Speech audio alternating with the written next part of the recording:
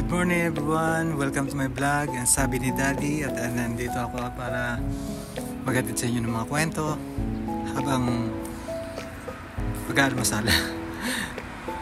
Nandito ako sa iPlaza na isa sa paborito kong puntahan dahil nare-relax ang utak ko dahil ang utak ko buhol-buhol na dahil sa mga problema. Pero kaya natin yan, kakayanin natin yan, walang hindi natin kakayanin, lalo na pagkasama natin ng Panginoon sa ating paglalakbay sa ginagawa natin sa ating buhay sa ngayon at sa mga susunod pang mga araw. Kaya kayo din mag-relax at ang problema huwag nating masyadong dibdibin at lalagpasan din natin yan. Kagaya ko, meron ako mga problema, nalalagpasan ko. Sabi ko, dadaan din yan. Kailangan nating mamanhid sa mga ganyang klaseng problema. Okay, bumili ako ng pagkain para meron akong energy. At na ito po ang mga binili kong pagkain. Meron po akong binili dito na ayan po, mukhang masarap. Pistachio ore. Tama ba pagkakabigkas ko? Correct me if I'm wrong. Pistachio flavor po siya. Mukhang masarap. At meron po akong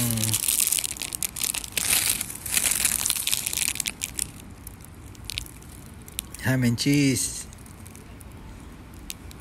Yan, lagi ko pong binibili yan dahil masarap po. Meron akong water. At meron akong onigiri. Yan, onigiri. Ano po yan, may tuya mayo.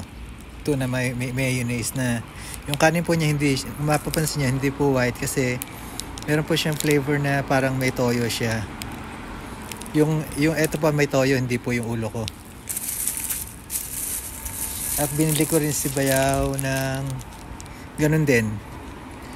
Kaya lang triangle naman siya. Hindi naman po ito labintador. Hindi po ito super lolo na pinapuputok. Kamukha lang.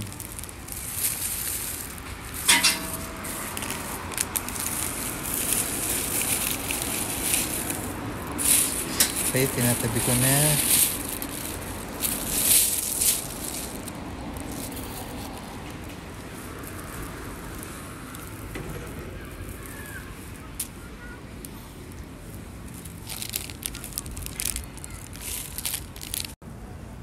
Okay, kakain na po tayo.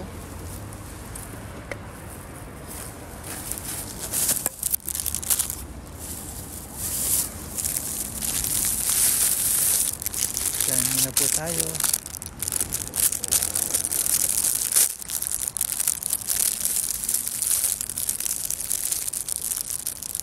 Kain po.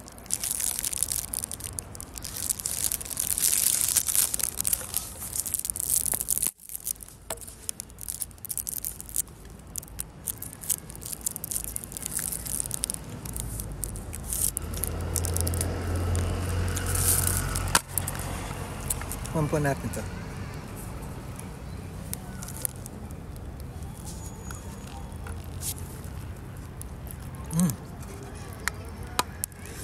Ay po. Sarap ang lasa.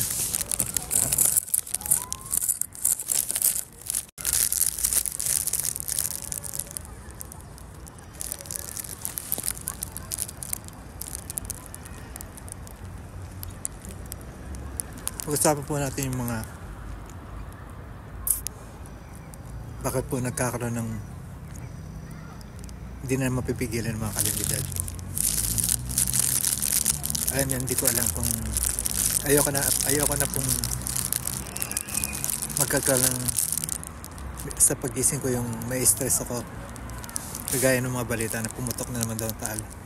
Marami na naman tao na kababayan natin na ang magdudusa at mawawala na naman ng mga hanap buhay dahil sa pagputok ng taal.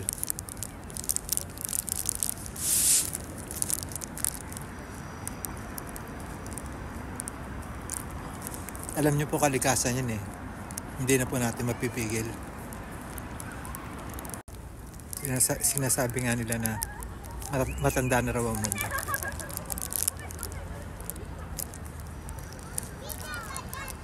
Kung ako po tatanungin, talaga matanda na mundo.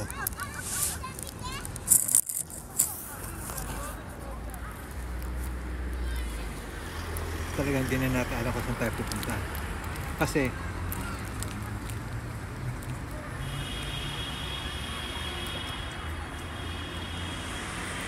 lahat po ng lugar ngayon na bansa, pwede lang sa Africa,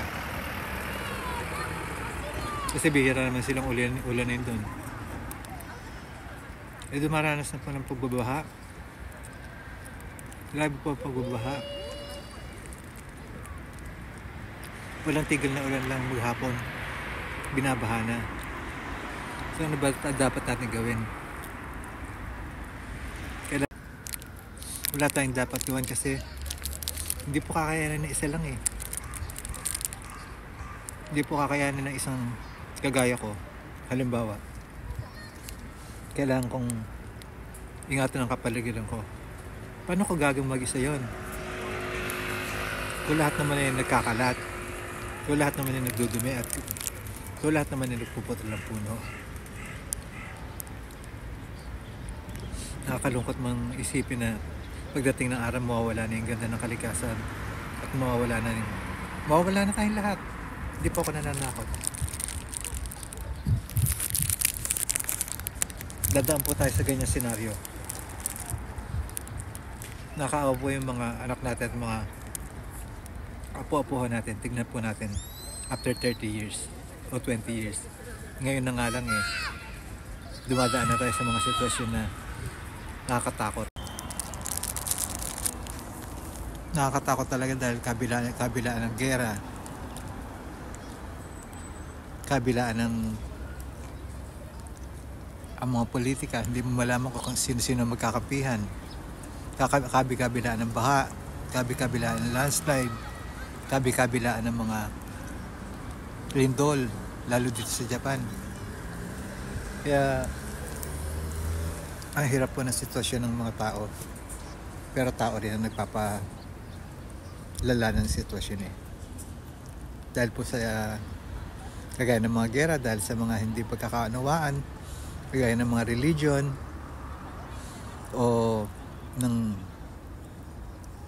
kanilang mga kinamulatang kultura at hindi pagkakaugnay-ugnay ng kanilang mga miyembro, talaga pong wala tayong magagawa. Kailan na lang natin magkaroon ng himala. Yun po ang kailangan natin. Hindi po tayo matutulungan ng Diyos. Kailangan po natin himala. Dahil binigay niya po sa atin itong daigdig na ito, sinira natin.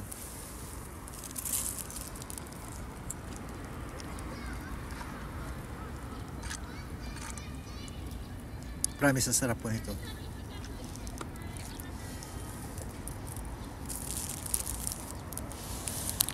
Marami po yung sayang bagay na hindi naintindihan na sila yung matataas na may kapangyarihan lang na nakakaintindi. Tayo po kasi, ang mga tao ay para mga kulto. Tulad po natin ng sarili natin, halimbawa sa kulto. Tapos ang mundo natin, itong ulo natin. Ang ulo natin, ihalang natin sa ating daigdig na ginagalawan. Tayo mga kuto dumadami. Sa tingin nyo ba anong mangyayari pag dumami kuto? Naiinis ang ulo. Nangangati. Dahil sinisira ng kuto yung anit, nakagaya na pagsira ng mga tao sa lupa. At pagkatapos nun masisira ang buhok na ikumpara natin sa mga puno. Naiinis ang ulo. Naaasar din yan. Kaya ano mangyayari? Magsusugat. Lalagyan natin ng mga chemicals. para makasurvive sa pagkasira ng pagka-damage ng ulo ng daigdig. Ganun din ang tunay na daigdig. Naiinis din yan, naiirita. Kasi wala na, puro bahay na. Wala nang puno. Wala na sumasangga sa mga tubig. Malalakas sa tubig para hindi tayo bahain. Yan, nakakalungkot man sabihin. Yung mga apo natin kawawa. Yung mga darating na generation.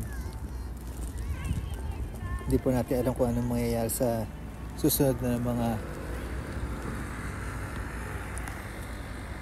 panahon, pero nakakatakot na po ang sitwasyon ngayon.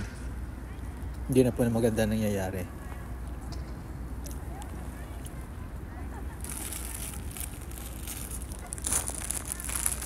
Kaya ang gawin po natin ay magdasal ng magdasal. Dahil wala na eh. Palaos na tayo. Palaos na ang mundo. Sasabihin nila, may awa ang Diyos. Magdadasal ako. Totoo yun. May awa ang Diyos, kailangan natin na magdasal. Pero itong daigdig na sinisira natin, bigay niya. So hindi naman tayo lang magdadasal. At hindi rin tayo pwedeng dasal lang na dasal, hindi tayo kikilos. Kailangan natin kumilos para maitawid natin o kahit papano may iwasan natin ang pagkasira ng mundo. Dahil napakaganda ng mundo eh. Super ganda. Talagang tayo lang sumisira. Tayong mga tao. Diba ate? Ayaw niya sumagot.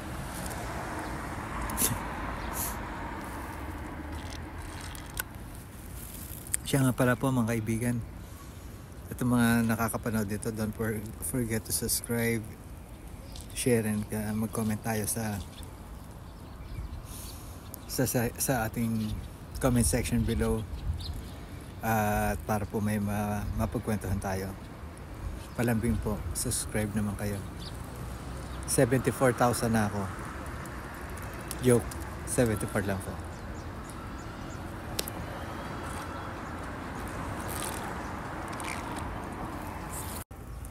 Ang masasabi ko po ay kailangan natin tumawag o kailangan natin ng himala.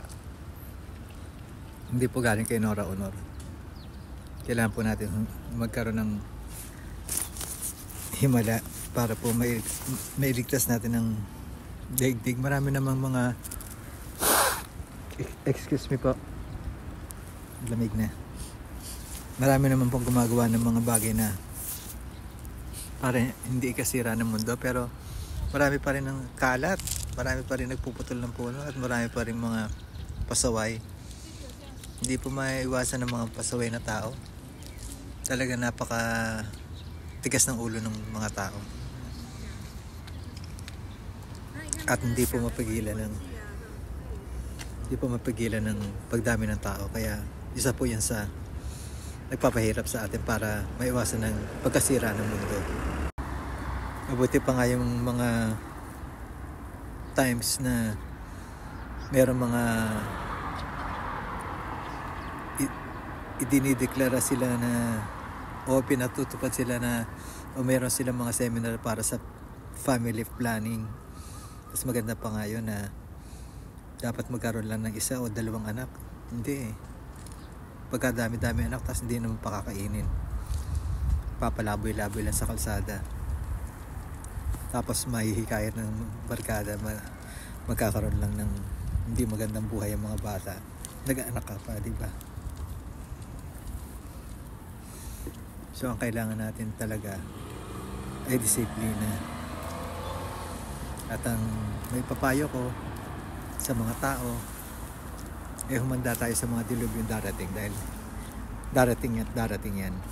Nakakatakot na sabihin, darating ang mga Yung mga lindol na yan, darating yan. Darating yung malalakas na lindol, darating yung malalakas na bagyo, darating yung mga pagbaha, walang tigil na pagbaha, at darating yung mga pagputok ng bulkan. At yan ay simula ng paghukom. Nagsisimula ng paghukom, yan po ay dahan-dahan lang. Hindi po kagustuhan ng Diyos yan.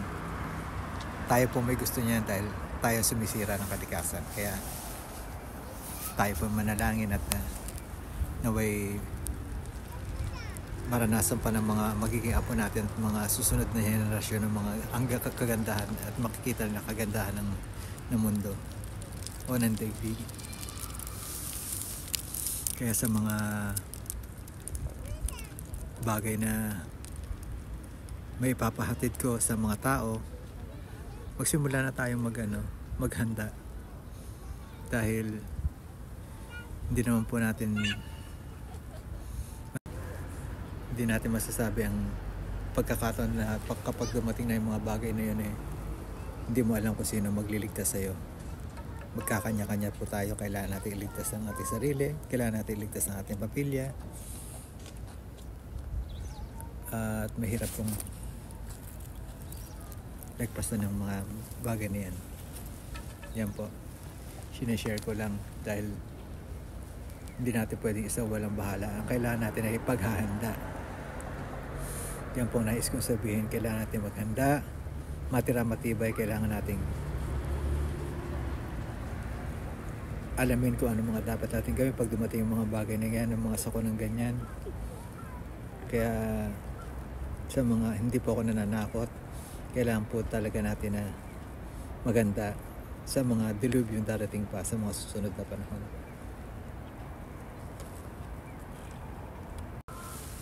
So that's it mga kaibigan. Sana sa ating kwentuhan meron tayong natutunan at meron tayong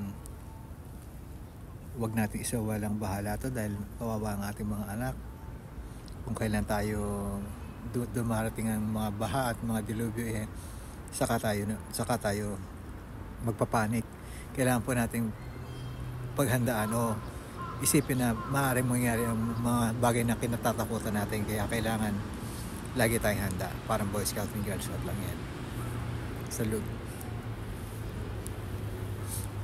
Kaya seryosong usapin po to. Kailangan medyo nagpapatawa lang ako para hindi tayo matakot.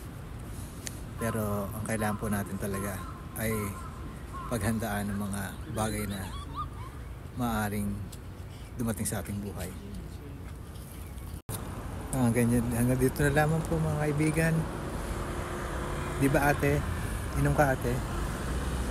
Si ate walang pake. Buti pa yung mga baliw talagang wapakels. Dumating man dilubyo, talagang nakaawa man din sila. Wala silang, hindi nila nararamdaman yung nangyayari sa mundo. At yung mga bata na naiipit sa gera na talaga nakakaawa. Manayos sa gera, yung mga batang paslit na walang kinalaman at saka walang nakakaawa po talaga. Kaya tayo po magdasal-dasal at maganda. Yan po. So maraming salamat. Ingatan niyo po inyong kalusugan at don't forget to subscribe at marami po tayong pagkukwentuhan para sa darating ng mga panahon. Maraming salamat po. Bye-bye. I love you all.